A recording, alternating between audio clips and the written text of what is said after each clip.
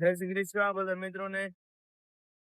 સવારનું ઉઠીને આજે તો આઈટીઆઈ ની એક્ઝામ છે, એક્ઝામ દેવાની જવાની છે. તેથી સવારમાં નીકળી ગયો છું ઘરેથી, બાઈક લઈને સમય જવું રહો. બસ વારી જોડે પહોંચ્યો છું. અહીંયાથી પેટ્રોલ પુરાવીને ડાયરેક્ટ રાધનપુર ને ત્યાંથી સમય ડાયરેક્ટ બપોરે 12 વાગે એક્ઝામ પૂરી થાય એમ છે. પછી ત્યાંથી નીકળી જશું ઘર તરફ. રાધનપુર પહોંચ્યા છે. દાબેલી પડી છે બંધ. હવે કંઈક બીજો નાસ્તો કરવો જશે. રાધનપુર થી નાસ્તો કરીને પછી અડધા કલાકમાં હવે પહોંચી જશું સમી. દાબેલી તો ખોલી નથી એટલે આપણે આવીને હવે ગોટા ને ચટણી નાસ્તો કરી લીધું થોડો ઘણો. બપોર સુધી પછી વાંધો ના આવે. દાબેલી ખોલી નથી, નકર તો સેવ દાબેલી ખાઈ લે.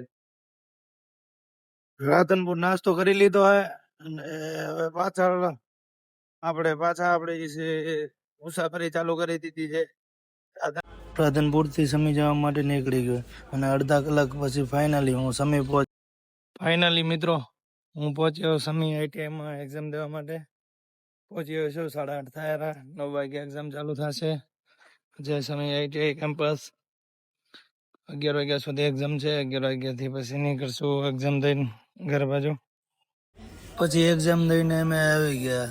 અહીં બીજા મિત્રો પણ આવ્યા હતા. ઓમકાર ગોસ્વામી, ભાવેશ ને હવે એક્ઝામ હતી. ભાવેશ પણ આવેલો હતો. ભાવેશ લુહાર બપોરાથી એને 12 વાગે એક્ઝામ ચાલુ થાય એમ હતી. તેથી રાહ જોઈને બેઠા હતા અને હું ને ગૌસ્વામી બે નીકળી ગયા બાઇક લઈને પાછા ઘરે આવવા માટે.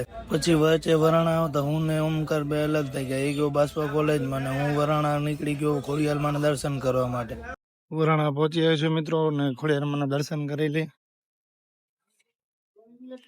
તમને પણ કરાવી દઉં બધાના દર્શન. ખોડિયારમાં મોટું મંદિર છે વરાણા. આ મહિનામાં બહુ મોટો મેળો ભરાય છે. હું તો એક જ વખત મેળામાં આવ્યો છું. 3જા ધોરણમાં ભણતો ત્યારે મેડમ આવ્યો હતો અને આજે પાછો મંદિરે આવ્યો છું દર્શન કરવા માટે. અત્યારે તો એટલી બધી ભીડ નથી, પણ મેળા ટાઈમે બહુ ભીડ હોય છે. બહુ જોરદાર મંદિર છે. તમને પણ દર્શન કરાવી દઉં. તમે ખોડિયારમાં દર્શન કરી લેજો. મંદિર છે ખોડિયારમાં મોટું, જોઈ શકો છો મિત્રો. મંદિરમાં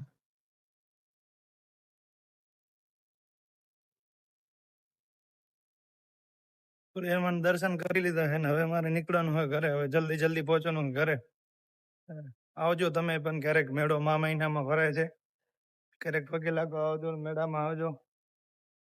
હવે દર્શન કરી લીધા છે ને હવે હું નીકળું ઘરે. તો ફટાફટ પહોંચી જાય ઘરે. હવે હમણાં વરાણાથી નીકળ્યો છું.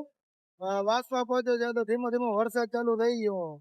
વરસાદ આવે ને તો ઘરે પહોંચી જવું છે. વરસાદ આવવાનો ધીમો. રાધનપુર પહોંચી આવ્યો છું.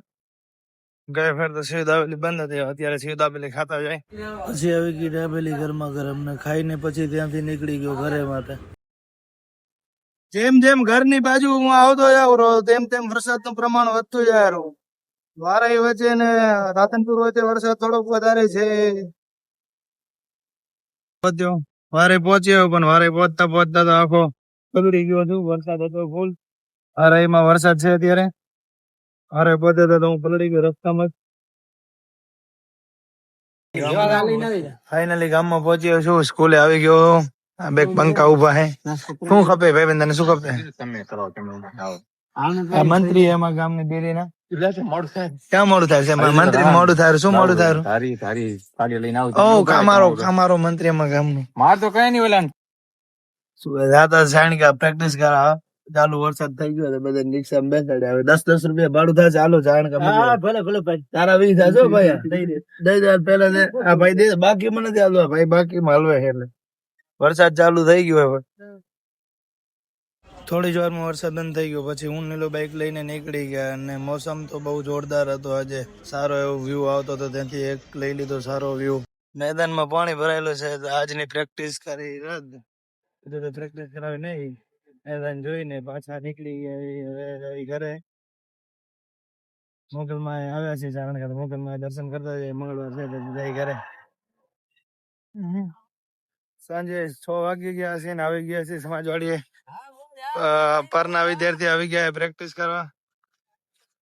આજે અમારો એક વિદ્યાર્થી ફોર્મ માં આવ્યો. 10 દી ની રજા રાખીને હવે આવ્યો હોય. ક્યાં હતો આટલા દિવસ? મામાની ઘરે ગયો તો. કયા ગામ? પ્રેક્ટિસ પૂર્ણ કરીને આવી ગયા સાંતલપુર. ત્યાં વિરમ માસી આવીને ખેડી બાવડા થઈને મળી ગયા અને પીધી રજવાડી ચા. અને આજનો વ્લોગ અહીં કરું છું પૂર્ણ અને મળીએ નેક્સ્ટ વ્લોગમાં. જય શ્રી કૃષ્ણ.